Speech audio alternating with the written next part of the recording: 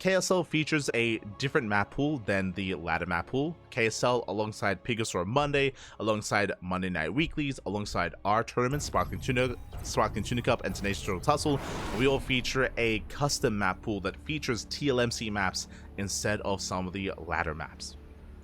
We'll get there. For now, we're jumping into the grand finals here of KSL week number 70, and spawning in the bottom left-hand corner of Ultra Love, we have the blue Protoss player from South Korea, currently teamless. For a long time was on Weibo, for a long time was on DKZ, currently teamless. It is herO. We'll have to fix that up. And in the top right-hand corner, we have the South Korean Zerg player, the red Zerg player himself, El Papi. Oh my god, it is dark. And if you're in the chat, predictions are now open. Place your bets on who you think will claim the series. Best of luck in the chat. As a reminder, this is a best of 5, not a best of 3, and this is a prediction for the entire series, not just for the game itself. Best of luck.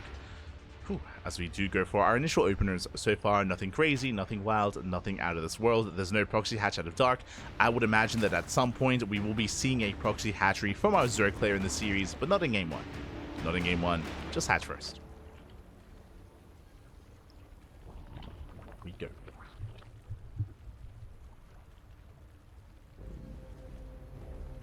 And get trick down by going.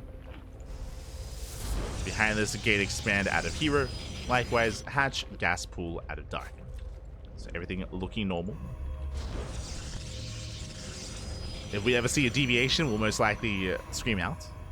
We'll get there. They're like, 4-minute lair. Something like that. And when it comes to dark styles in this match, especially against herO, we do often see all-ins. We see German taxis, we see Ling Queen Nidus all-ins, 2-based Roach all-ins, 3-based Ling Hydra all-ins. We expect aggression out of dark. Likewise, herO, he often kind of meets aggression, with his own early Stalker timings, with Glaive Adepts, sometimes double Starport Mass Oracle. Like, hero's also an animal. Like, I mean, hey, herO and Dark, they were teammates for a long time and good friends, even 2v2 partners, so they're very familiar with each other. There's a long history between herO and Dark. They were both on DKZ for many years, even DPG before that. As there's that Stargate opener out of herO. Here's that Stargate opener. Likewise, Dark claiming his third. Still droning. From here, we expect an Oracle out of herO. We could see a deviation, especially based on the rally. It could be a Void Ray opener instead. Void Ray openers do allow herO to hide tech, and there it is. There's the Void Ray. Based on the rally, did expect it, or that's why we brought it up, is right towards the Overlord to hunt down the Overlords and to deny vision and to keep Dark in the dark. Now from here, herO, he can go for a faster Twilight Council into Glaives, he can go for a fast Fleet Beacon into Tempest, he can go for a second Stargate into Mass Oracle or Mass Void. He can mix up the follow-up here, so we'll keep an eye on herO, as he does throw down another gateway hidden behind the main. Or he could even go for an Oracle into a third base, into a standard game.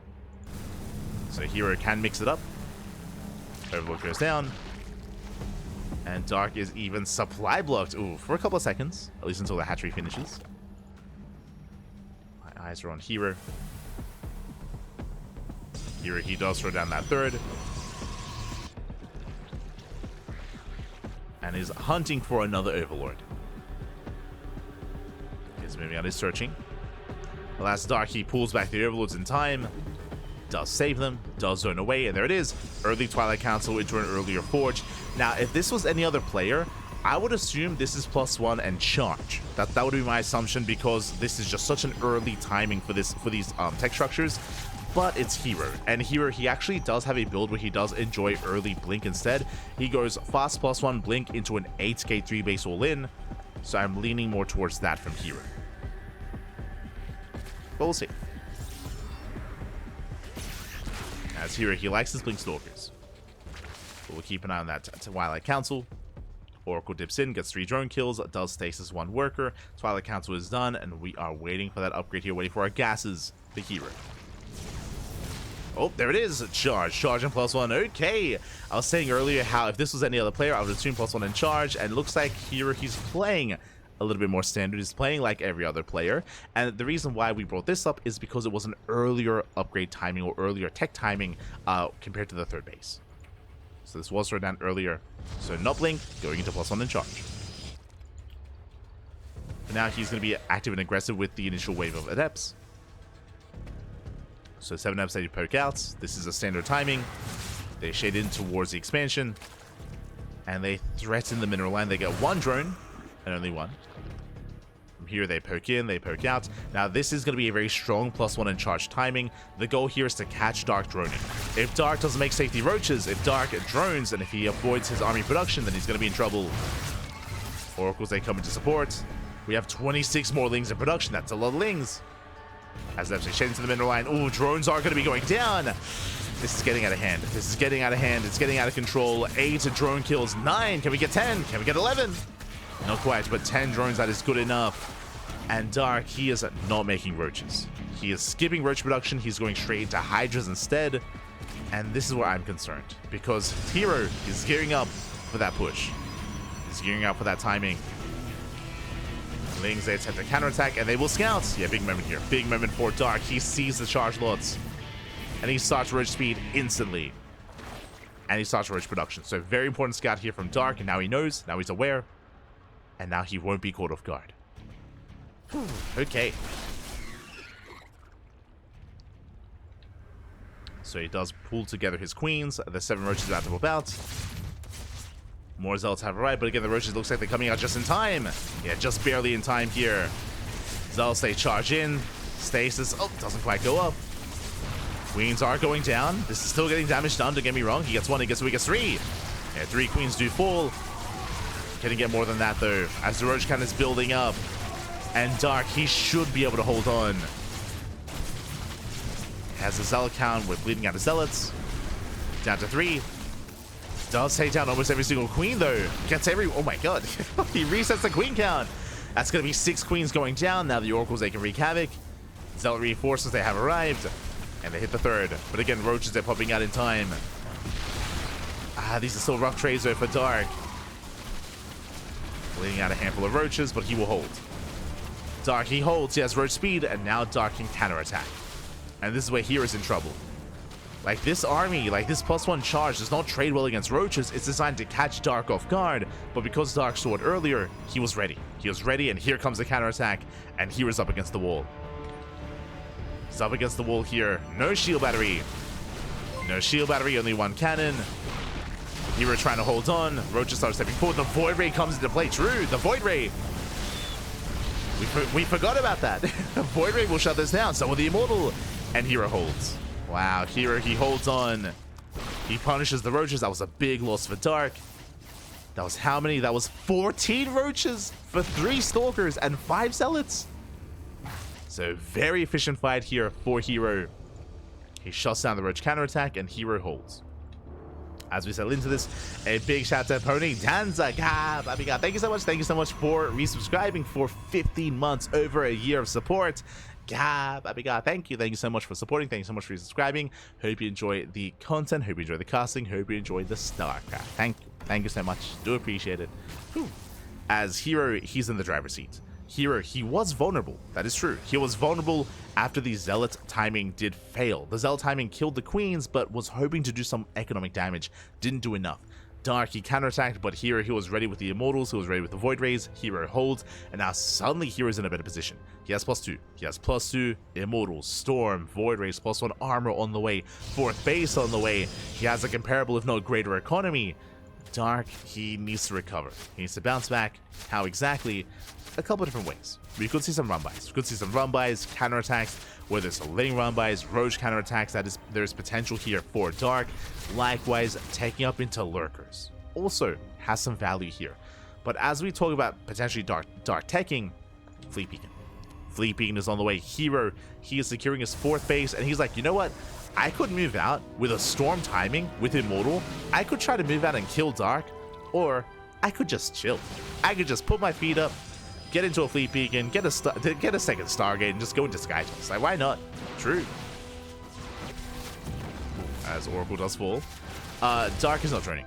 Dark, he is not saturating that fourth base. He's on 70 workers. Dark is going for one big all-in. I mean, Dark knows he's in a rough position, so he's making the decision not to macro. He's not droning. He's not taking into Hive. He's not throwing down an infestation pit. He is not taking into lurkers. Dark is all in. Dark is all in, and he's going to be pushing into Storm, and pushing into would-be Tempest as well. So not going to be easy. Dark, he spreads out. He's going to try to get a full surround. Does try to sneak in towards that natural. The Immortals do respond. Likewise, Dark pushing in towards that fourth. Storm, oh my god, Brutal Storm. Yeah, Storm does pop up. Waiting for even another. Doesn't even need it. Yeah, Dark, he's crumbling here. He is crumbling. Takes the Storm to the face. He will lose his Hydras. He will lose his Roaches. herO holds. herO, he completely shuts us down. Dark, he gets 0 damage. He threw away a massive army. He got nothing. He killed like a pylon. GG. GG gets called. Nothing went down. herO holds beautifully, and herO will take a lead in the series. GG. Whew. GG, well played. A very intense game, very back and forth. There were good moments for herO, good moments for Dark. In the end, Dark, he committed into an all-in, and unfortunately, herO, he was just so far ahead. He was a brick wall, doing his best Showtime impression, and herO, he was able to defend and snowball from there. GG. GG, well played. herO, he will take a lead in the series, and now we are getting ready for game number 2. Let's go. As a reminder, game 2 is going to be on Ley Lines. Thanks for streaming. Let's fucking go. Oh my god. It's the pony answer. You're welcome. You're welcome. As always. As always. Just catching up in the chats. We can't bet on YouTube. Nah, unfortunately, there is no prediction process on YouTube. So if you're watching on YouTube, unfortunately, there's no predictions. But it's okay. We can still enjoy it. You don't have to gamba in the chat to enjoy the matches. It's okay. It's okay.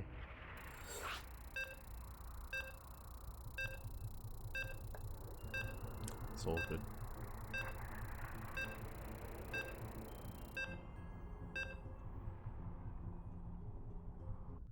Here we go. We are getting into game number 2.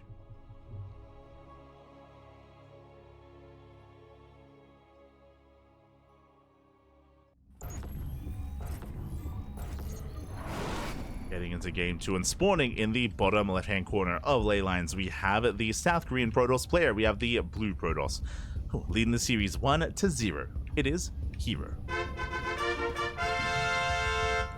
And spawning in the top right-hand corner, we have the red Zerg player, the red Zerg himself, down in the series, but it's the best of 5. Best of 5, plenty of games ahead of us, plenty more games to come. It is Dark.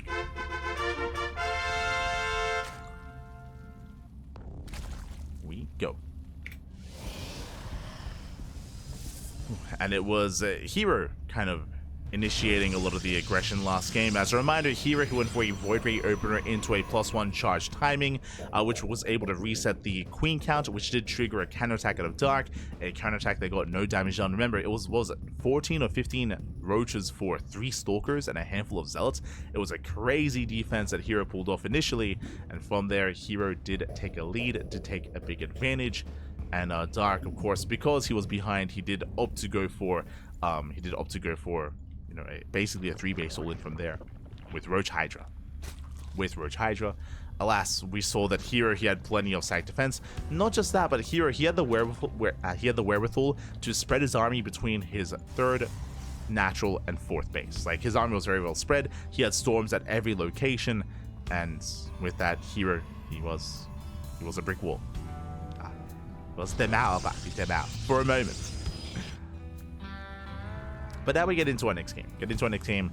And we'll see if Dark is going to be the aggressor this time instead. My eyes are going to be on Dark. For now, standard openers. For now, nothing too crazy in the early game, but this can still lead into an early Roach Horn, early Gases, early Lair.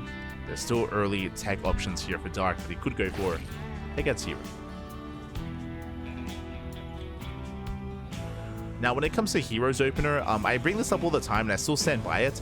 If you play Void Ray one game in PvZ, I like the idea of playing Void Ray again, just because, as we have a Stargate opener, just because you can make it look like a similar build and go for something completely different. We mentioned how the power of a Void Ray opener is to hunt down overlords and to deny vision, deny scouting, and you can play some mind games with your opponent throughout the course of a series. Now, based on the rally though, it looks like an Oracle. Typically, a Void Ray would be rallied to the Overlord that's scouting first. Based on the rally, I'm imagining it's going to be an Oracle opener instead, but we'll keep an eye on herO. We'll see. Oh, never mind. Does re-rally. Okay. I see you. does re-rally that Stargate towards the Overlord. And yep, because of that, Void Ray opener. Let's go. So he re-rallies, going for the Void Ray for a second time, for a second game in a row. And again, just because it's a Void Ray first, doesn't mean it's going to be the same build. Or it could be, right? That's the thing that's going to be in Dark's mind, is what exactly is the build going to be? Are you going to be aggressive again? Are you not? It's going to be difficult to determine. That's the power of a Void Ray opener, is to get into the head of your opponent and keep them guessing. Void Ray does move out. Now we can see that herO, he is not going for the initial Overlord, as the Overlord is actually stuck outside the base, doesn't come in for a scout. Now the purpose of this is herO, if he kills this first Overlord, then Dark has time to react and pull away. Dark doesn't know. Dark right now, he doesn't know about Void Ray, and because that herO finds an extra Overlord. Like, this Overlord here at the natural is already dead. The reality is this Overlord is already dead, and we're finding some extra Overlords. So one extra Overlord goes down, and then herO turns back around to hunt this one down. So this is a better start compared to game 1, as in game 1, herO only killed one Overlord. Here in game 2, he gets 2. He gets 2 Overlords instead. We'll bring it down. You can see Dark react, and he drags back everything else. That's going to be an early lair. That was a, what, 420? Like a 420 lair timing, maybe a little bit earlier than that. So earlier lair from Dark. Curious. And Dark, he might go for a Ling Hydra Rush. He might just skip the Roach Warren. Typically, fast lair means we're skipping Roaches, so we'll keep an eye on Dark. Once again, third base well underway. Into a later Twilight Council and later Forge. So this is not as fast as the previous game. Not as fast, not as quick. If this is +1 and Blink, then I do favor Dark rushing into Hydras. There it is, +1 and Blink on the way. Again, this is later, so we expect it to be Blink instead. If it was earlier, it would be Charge. Oh. Stasis goes off. So far, Darky's holding on, he's keeping up. Lair is about to finish, and there is 0 Roach Warren. We should be seeing either a Spire or a Hydra. Then what's it going to be? Oh, never mind. I mean, that is also an option. You're not wrong. Ling Queen Nidus all in. So we were waiting for the tech. I was expecting to see some greater tech, but no. Dark, he cuts workers at 49. Ling Queen Nidus all in. Let's go. Ooh, that was a rough Revelation. Revelation does not get eyes on the tech. herO's in the Dark. Dark is still amassing. He's going for the all-in. He has links here outside of the expansion. Void Ray threatens the third. Gets 1 drone. Gets 2. Here comes the Nidus. Nidus on the way. herO has no idea. Behind this, herO, he has no shield batteries. He's not ready. He's not ready. He's going to get completely blindsided. This is best case scenario for Dark, as the all-in has arrived. And now herO knows. Immediately, just shield batteries. Immediately, shield batteries do respond. Pylons on the way. Lings, they flood in for a surround. Blink is not done. Yeah, Blink is not done in time. And with that, these Stalkers are going down. Massive pickoffs. Yeah, Dark, after the aggressive build from herO in game 1, he's the aggressor, Fab. He takes out the Oracles, busts into the natural. Another Nidus on the other side. Queens, they hop from one into the other.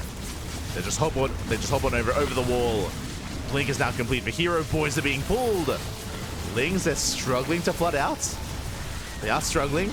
Blood transfuse, keeping the Queen alive a little bit longer. Yeah, it is a messy all-in here from Dark. Takes down the mineral line. 24 probes going down. And Dark, he's done it. Dark, he has done enough. He takes down all the workers at the third. Third base is going to fall. Then Dark, he can focus on the natural. And focus. And again, herO had no idea. herO, he never scouted. He never saw this. Didn't see the Lings, the Queens, the tech. Oh. With that, he will focus on the Nidus. Nidus worms are going down, and Dark pulls away. Whew.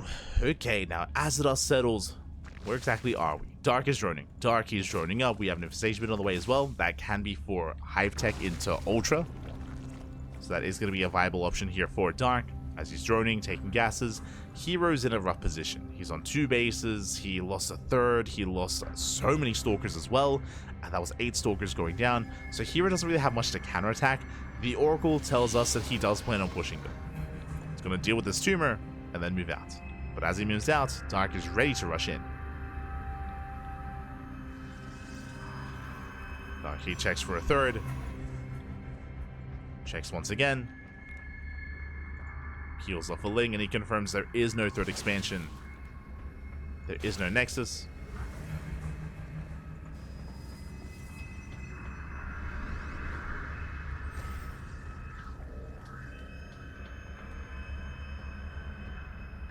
And herO from here is pretty all in. He's pretty all in with this army. Now, there are no roaches defensively. Only Ling Queen. True. So defensively, Dark doesn't really have that much to work with. But he may still be able to overwhelm. With a high Queen count, with a high Ling count, it may just be enough anyway. As herO, he has to break through. Trades decently against the Lings. Stays behind this. Pylons as well. This confirms 2-base all in. 2-base all in at a herO. He's trying to set up a proxy gateway to reinforce on the front lines. Dark hatching reinforcements. Oh. Nice control out of herO. Does blink away. He has to turn everything back around. He does save the Stalkers. He saves the Stalkers. Proxy gateway on the way. How many gates do we have? 6 to be 7. So it's going to be a 2-base, 7-gate all-in out of herO. But now there are roaches. Like, as time goes on, it's getting better and better for Dark.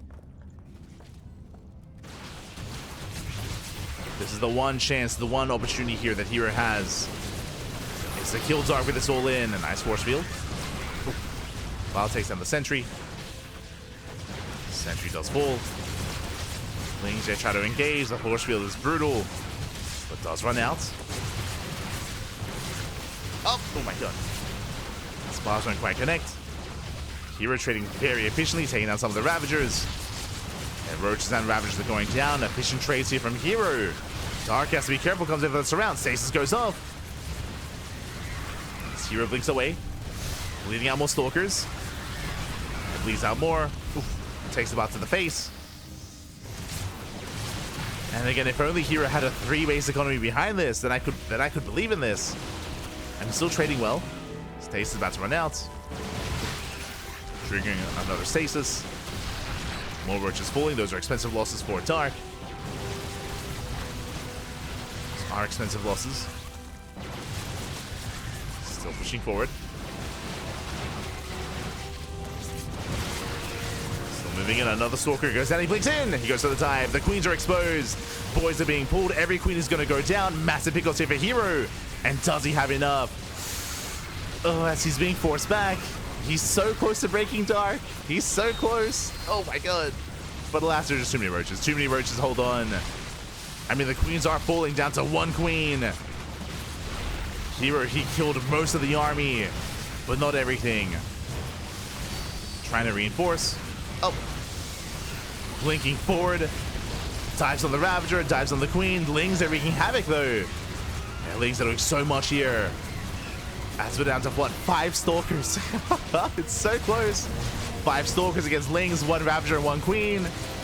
Down to 1 Queen. But the Lings, on their own, they're popping off. Imagine we had the Oracle. Imagine the Oracle was still alive. Lings would do nothing. Yeah, hero's being forced back. He was so close to breaking Dark. So close. Another Stalker falls. Here he missed the blink earlier, and Dark holds. Whew, Dark, he barely holds on. GG gets called, and Dark will have the series 1-1. GG. GG, well played. Whew, Dark barely holding on towards the end there again. Impressive all in there by herO, considering how dire the situation was. Considering that was off of a 2-base economy, the control was solid there by herO. He was trading very well against the Roaches, against the Ravagers, against the Queens. But last, without any Oracles to help fortify himself, he was vulnerable to Lings. Lings, they're ideal against this amount of Stalkers here, and we saw that Dark was able to overwhelm. Likewise, Hive did finish up towards the end, so did Adrenal. And with that, the pure Ling of Dark held. Was able to hold on. GG. Whew. GG, well played. With that, we're going to game 3. Is Glaives playable after a Void Ray opener? Yes. Yes. Glaives are an option after Void Rays. If you see a Twilight Council without a Forge after the Void Ray, then most likely it's going to be Glaives.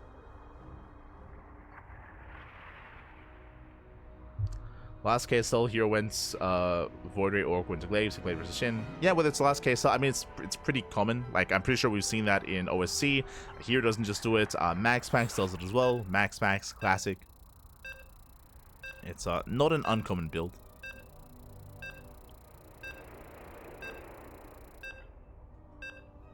Not uncommon. If you actually, we saw Creator do it as well. Creator in the most recent Turtle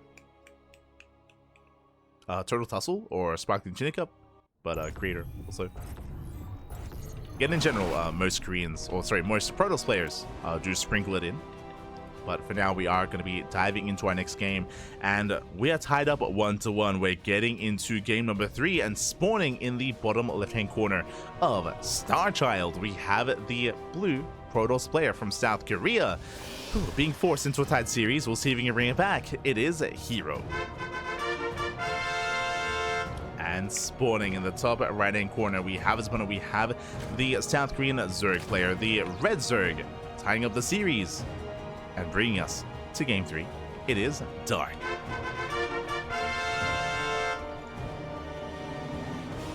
Usually it's off of 3 bases on Glaives, and I'll send 1 2. Yes, never did imply that it was off of a 2-base economy. A Void Ray opener typically leads into a 3rd. Void Ray Oracle opener even leads into a 3rd base. Just to make that clear.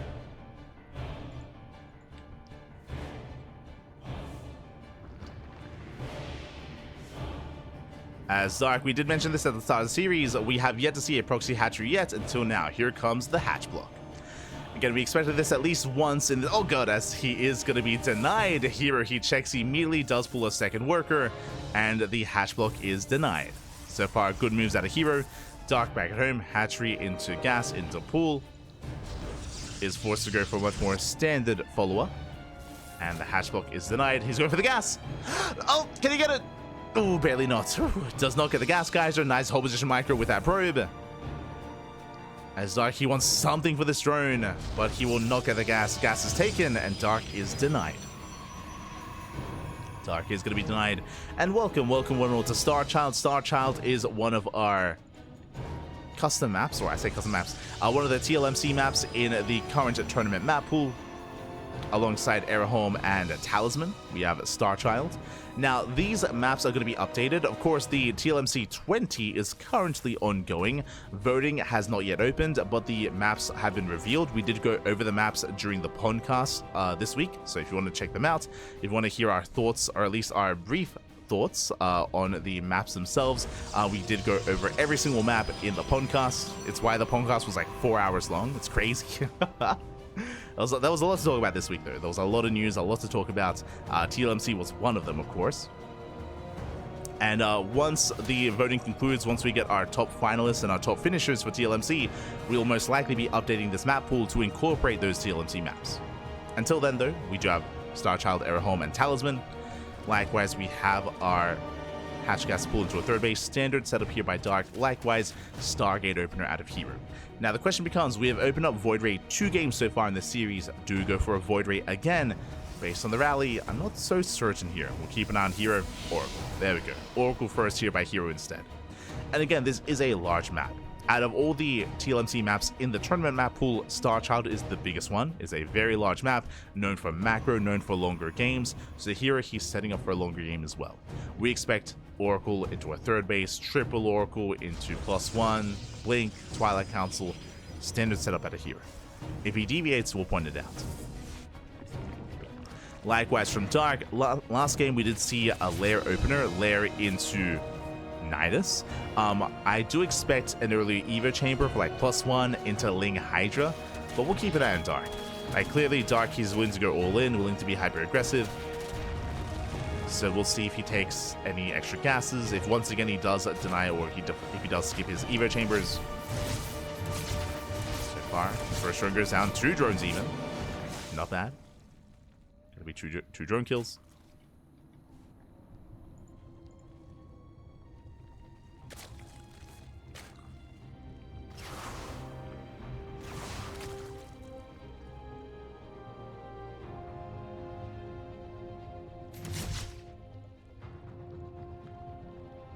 See here, coming in once again now with a second Oracle.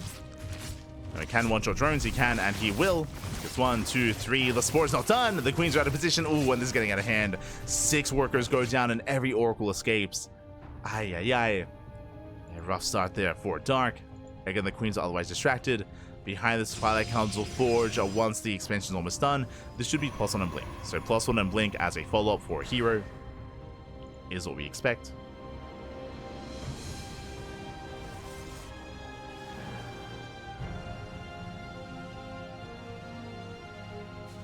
Likewise, Dark going for a later lair timing, taking his gases.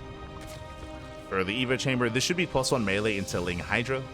As we mentioned previously, this looks like standard game setups. For the first time, to be fair, for the first time here in this series, we're looking to get into a standards EVP. Spore is not done. Oh god, Dark! Spore is not done at the third. 5 more drone kills. Ay, ay, ay. Time and time again, late Sport the natural, late Sport the third. Queen's not where they need to be.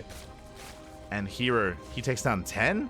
14. Look at the efficiency. 14 drones for nothing. This one Oracle taking a lot of hull damage though. Takes a lot of damage. Oh my god. Taking a lot of hits, but does not go down. And herO has had a very, very strong start. That's basically a mineral line. A mineral line has gone down. And I assumed it was going to be +1 melee. Ling into Hydra. We're cutting corners. We're taking a chance. Taking a risk. Ling, Muda. Spire is on the way instead.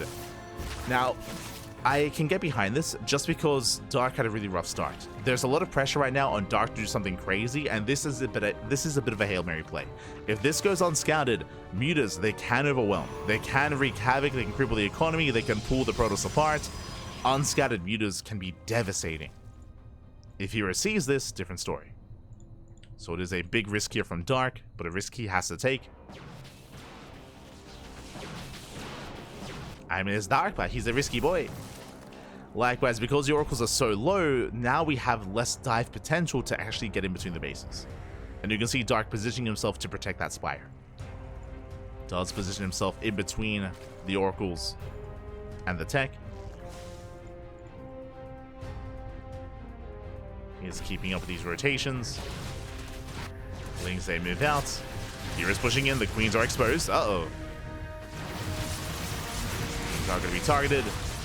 Second stasis going up. Does connect. And so far, here, can he hold on? Adepte trade very well against these Lings. And here he reinforces. He's going to try and knock this down. The Queens are falling one after the other. There are 12 Mutas on the way, but Mutas defensively, they're not ideal. They're not going to help too much at all.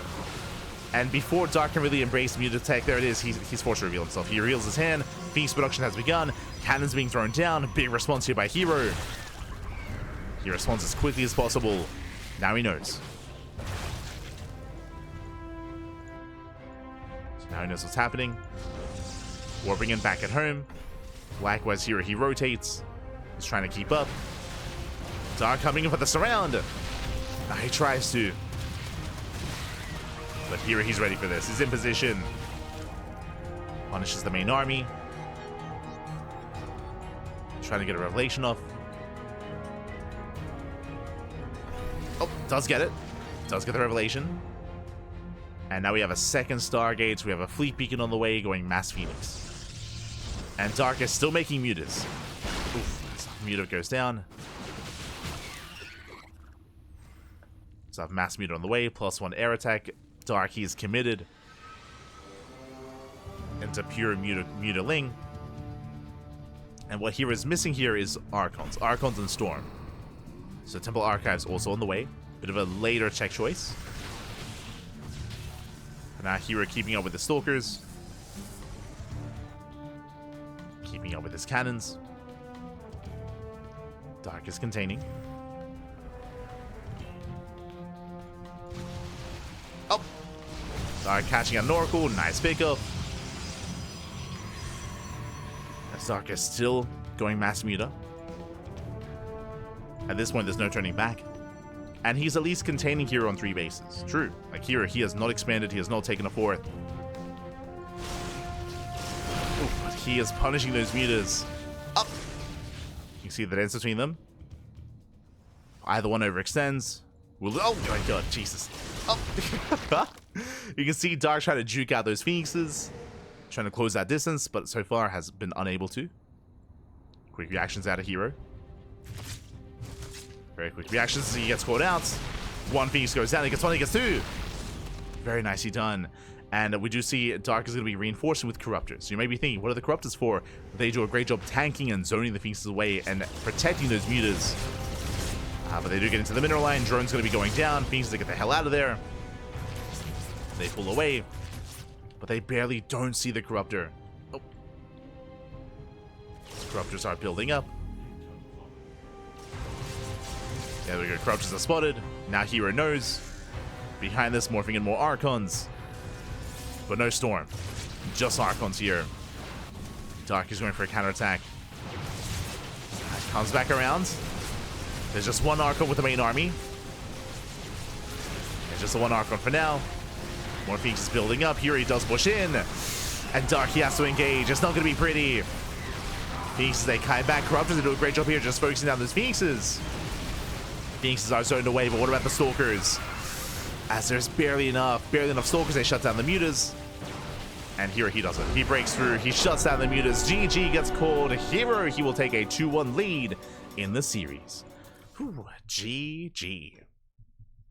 GG, well played. Again, Dark, he took a big risk. As a reminder, winding it back, Dark, he lost 14 drones at the start of the game. He lost 14 drones, so he had to take a chance. His chance was going into Mass Muta.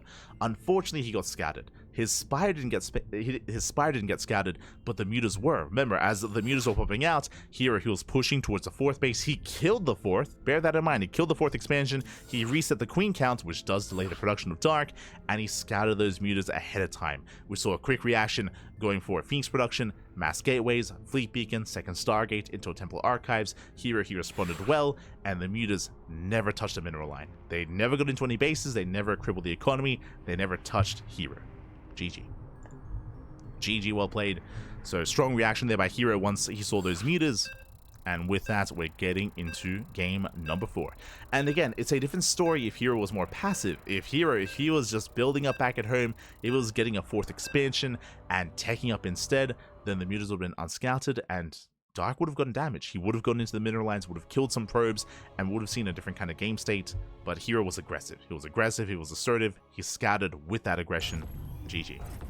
GG, well played, and now we're getting into our next game. We're loading into game number 4, potentially the final game of the series. I'm hoping for an ace match. I want to see a game 5, but this player here is 1 game away from claiming the entire series. As spawning in the bottom left-hand corner of Frostline, we have our blue Protoss player.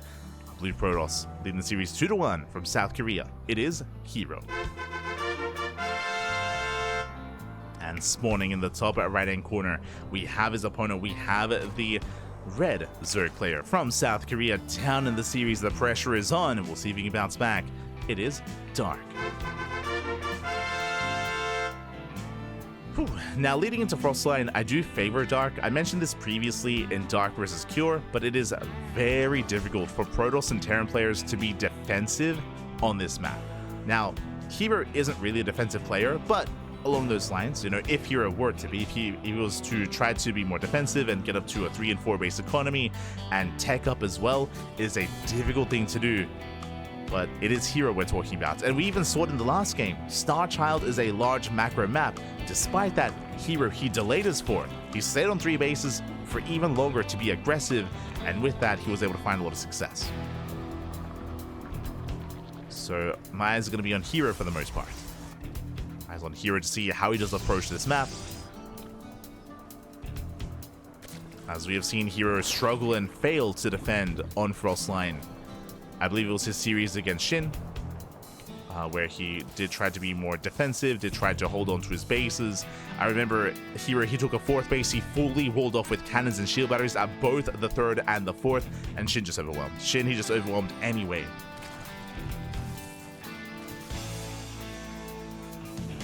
So I would imagine herO is going to take a different approach.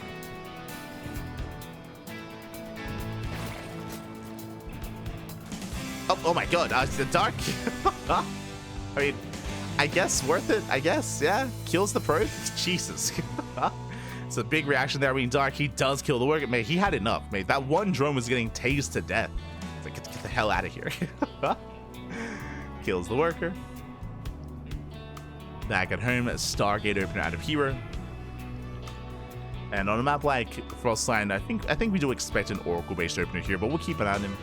We'll see if he does go Oracle or Void Ray instead. Both openers have their place.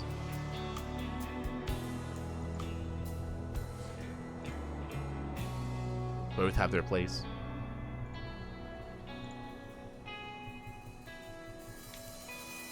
As herO pokes in with the Adept. Going for the Tumor, and he will get it. Nicely timed. Tumor goes down. Delaying Dark. Likewise, he threatens a Shade. Dark trying to keep up. Is going to be the Oracle opener out of herO. Likewise, moving out across the map.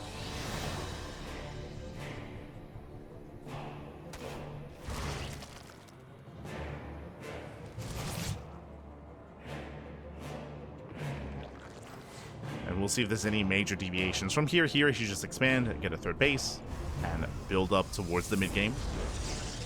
It's that 2nd gateway. As he does move out.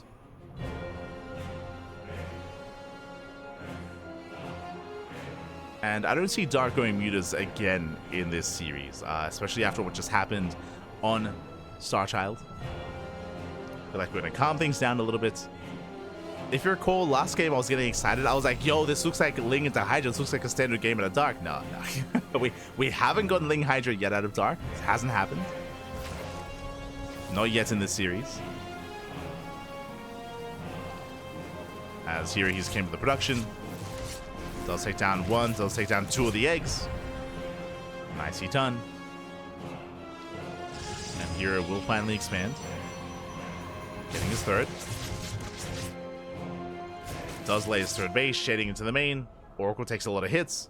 But he does come into the shade. Laser collapse in, boys are being pulled. Drones are going to be going down. This is getting out of hand already. Getting 8 drone kills. Ay, ay, ay. Did I say 8? It's getting up to 10, 11. 12?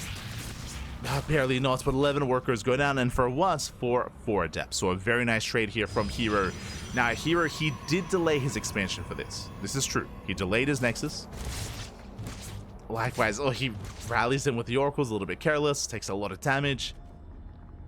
Has to pull away, bit of a misrally.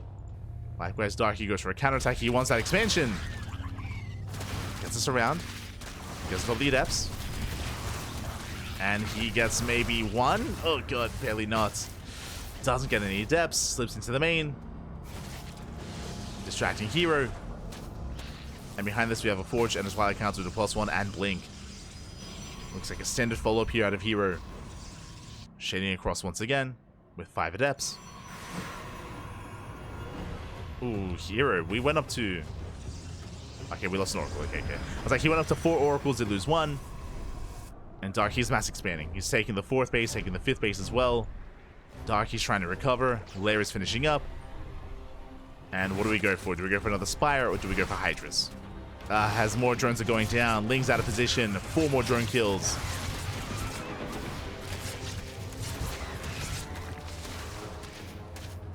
drones falling. Adepts, they shed in towards that natural. Do they commit? Not quite. Not this time. Here he calms down. And there it is. +1 range, and we're going into Hydra tech. Okay. So for the first time this series, Darky's committing into Hydras. But he's still not out of the woods yet. herO, he does find a couple of drones. Takes down the Spore. That's a kill, not a cancel. And it feels like Dark is struggling. Looking at the install stab here, 17 drone kills. 1 Oracle for a handful of Adepts. Killed the Spore as well. Traded well against the Lings. And here, he's going for a bit of an older school response. Going +1 Blink into not Storm, into Colossus production. Colossi are on the way. Which is going to be ideal against Lings and Hydras. I mean, really all splash damage is. He is gearing up. Likewise, he denies and shuts down and kind of Ling aggression. Now, here, he is delaying his 4th base in favor of this tech. That is true. Is delaying.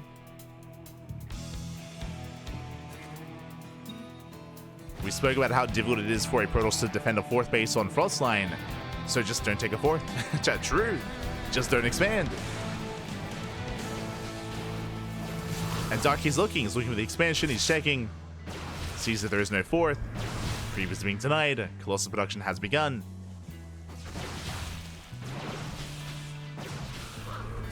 Here he's denying creep. Is keeping Dark contained. Hydras are revealed. Now herO knows. He's where the Hydras. Throws down 2 more gateways. How many gates are we on? Get him to 8. 8 gates into Temple Archives. This looks like a 3-base all-in. Again, the decision to throw down more gates instead of expanding, it's a pretty drastic decision here from herO, as he refuses to take a 4th. And I mean, that is an answer to the solution, to the problem that is Frostline. Not wrong. Meanwhile, Dark, he's taking out towards Lurkers, so Hydra into Lurker tech. herO's on the timer. Here, he has to try to break Dark before Lurkers come into play. More gates! Yeah, 3-base all-in. 3-base all-in. We have confirmation. He's getting up to 10 gateways.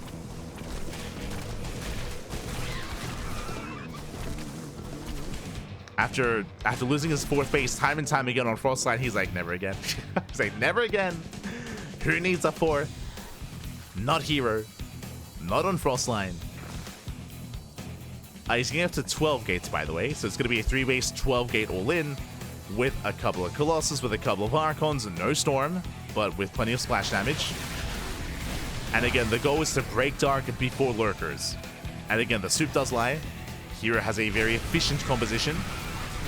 Very efficient. Catching out some Hydras. Does move forward with 2 Colossus. We see Dark, he's rotating, he's responding. He's a little bit out of position.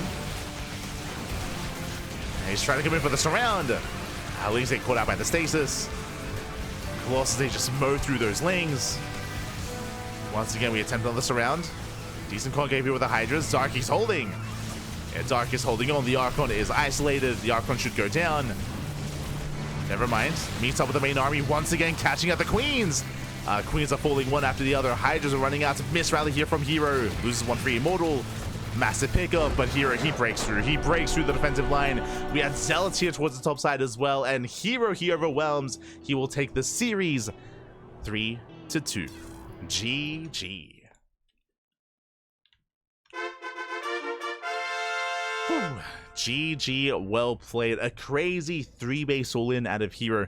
I haven't seen herO do that on Frostline yet, but again, as we were trying to emphasize throughout the game, Frostline is a map where it is difficult to take a 4th and to hold on to the 4th base, so just give it up. Just forget about the 4th. True.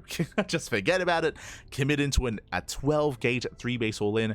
But it wasn't just the power of the all-in. Remember, he crippled Dark's economy in the lead-up. The Oracles were trading well. The Adepts were trading well. Like, we saw herO just pulling Dark apart and trading so efficiently, crippling the economy of Dark in the lead up to the all-in. That is why the all-in hits so hard, is because Dark stumbled his way into the mid game. Like, Dark, he lost a lot of workers. If he had some tighter defense early on, then he would have had a cleaner defense in that mid game. Like, the early game aggressive, or the early game aggression and the early game economic losses, they do impact the mid game so much, because they kind of make or break a defense, really more than anything. So I'm sure that's also a factor. herO, he knew how much damage he was dealing, so I'm sure that also led into his decision to go for a 3-base all-in. He's like, yo, I just crippled your economy. May just as well go for the kill. May well just go for the kill, go for the throats. GG. GG, well played. herO, he will be our champion once again. Oh, we do have another fun fact here. herO, he has won the last 5 KSLs in a row. He has won the last 5 KSLs in a row. Again, there's a reason why we say that herO, he is the favorite player. He is the KSL champion. He has won more than any other player, and he's won the last 5 in a row. GG. GG, well played. Impressive performances here by herO. Shout out to King TQD in the chat. God, thank you so much for the gifted sub to the community. Thank you so much. Shout out to Master Cashier 88 for receiving the sub, but thank you for the support. We always do appreciate it. Thank you so much. Hope you enjoy the content, and hope you enjoy all the StarCraft. Thank you. Thanks so much. GG, well played. And again, with that, herO, he is our champion. Shout out to Dark. Dark, he did make an entertaining series out of this. We didn't see a single standard setup out of Dark. Likewise, didn't really see much of that out of herO either.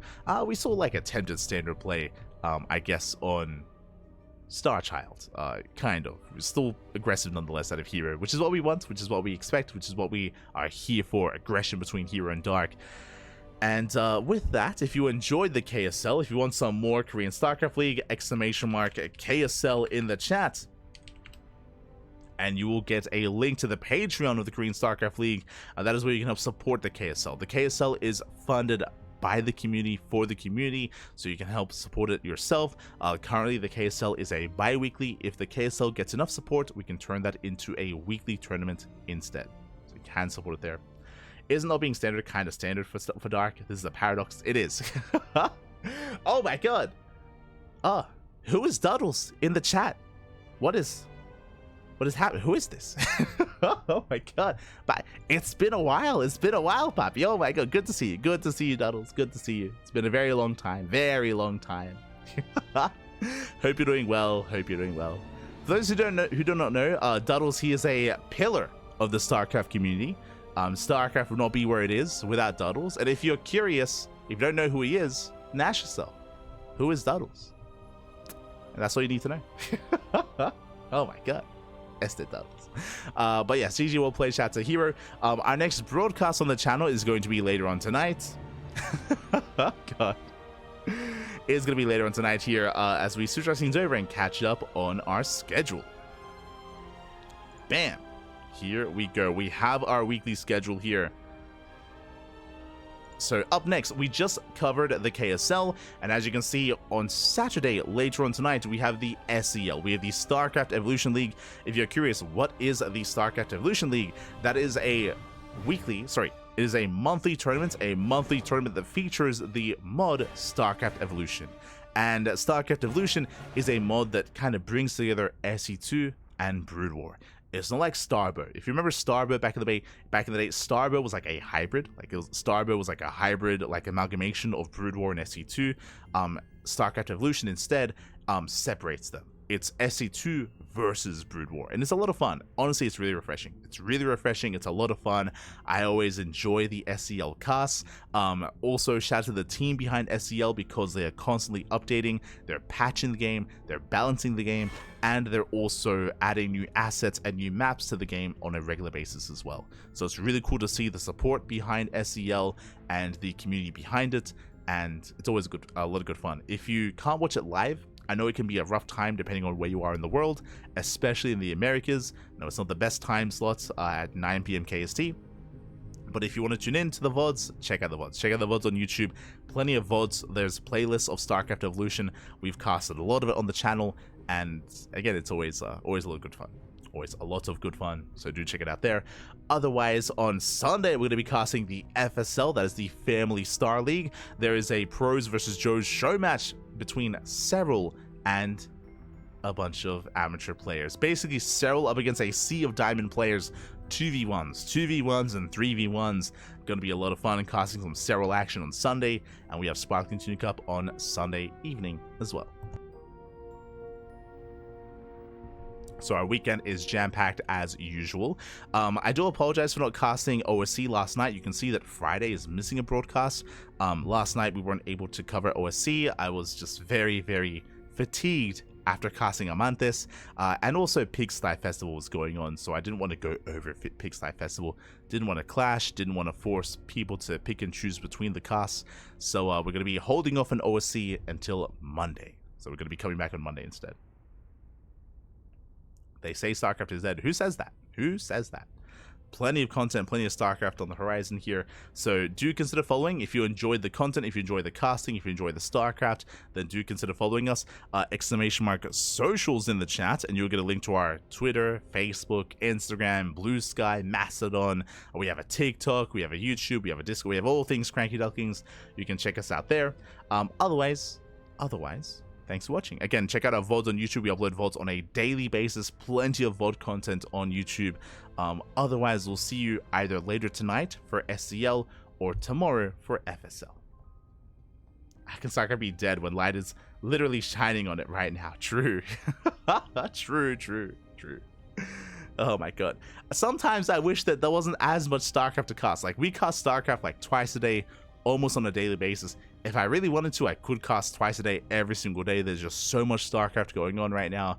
I look forward to having a break in March. Like, March should be a little bit leaner, kind of. Like, March is also going to be really busy because of Star Zagora. Star Zagora, the qualifiers are going to be taking place in March, so we're going to be all over that.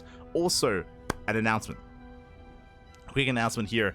There is a new league that is starting called the HSL. If you haven't heard of this, the HSL was announced a week ago, like a week or two ago. It is the Hispanic Star League, and as you know, here in the CranKy Ducklings, we have some close ties with the Latin American region.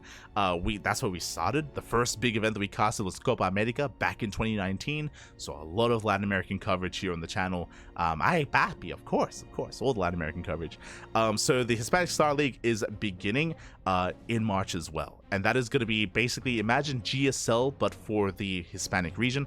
I say Hispanic because it's for Latino America, but also for Spain and Portugal as well. So players from Spain, Portugal, alongside the Latin American countries are going to be facing off in the Hispanic Star League. So do check it out. We are going to be casting it in English here. There's a big, like, I should say, collaboration by a lot of the Spanish coverage, or sorry, by a lot of the Spanish casters and the Spanish community members. Bond, Enki, and many others. There's like 5 or 6 different collaborators all coming together to make the HSL a reality. So we're going to be all over that in March as well. So what was meant to be a leaner month, we're filling it up with Star Zagora, with HSL. So there's a lot going on. So look forward to it. It's going to be a lot of fun. A lot of regulars that you see here on the channel should be a part of the HSL as well. Like, think of Luciano, the Chilean Terran player. Think of Neo, the Peruvian Terran as well. I imagine Mute is going to be there, and many others. So, again, you're regulars when it comes to Latin American players. Where's my Spanish for Dummies book? Oh, no. Oh, no. There's no such thing as slowing down for the CranKy Ducklings. Smurge, man. Sorry. Estoy emocionando, papi. Beautiful. El sentimiento, papi. El sentimiento. Turtles. But with that, we're wrapping up. So look forward to March and for everything that's to come.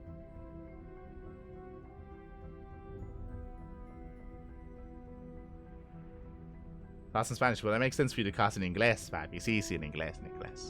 There's plenty of other Spanish casters. I can't cast in Spanish, I'll be honest. There's so much terminology that I just don't know for StarCraft in Spanish that I couldn't do it. I've tried before. I've tried to cast in Spanish.